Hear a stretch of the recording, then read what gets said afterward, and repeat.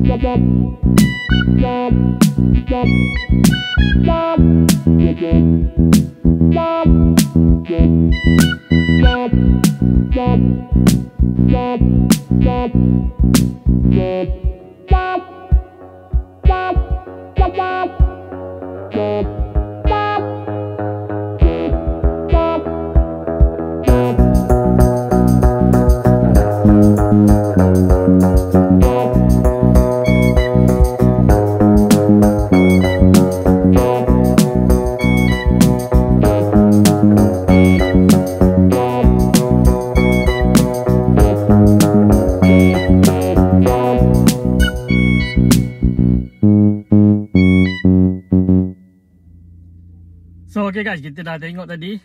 Aku suka masjid ni sebab tandas dia bersih dan air dia laju guys, air dia. Lepas tu bahagian dalam dia pun luas, ada tingkat atas apa kan. Dan masjid ni mengingatkan aku dengan masjid dekat Bandar Jerantut. Tapi aku rasa aku tak pernah buat lagi kan review masjid Bandar Jerantut kan. So nanti insyaAllah satu hari nanti aku akan buat review masjid Bandar Jerantut. Dia lebih kurang je dia punya design. Alright guys, so itu je vlog kita untuk hari ini. Kita jumpa lagi untuk next video. Assalamualaikum. Bye bye.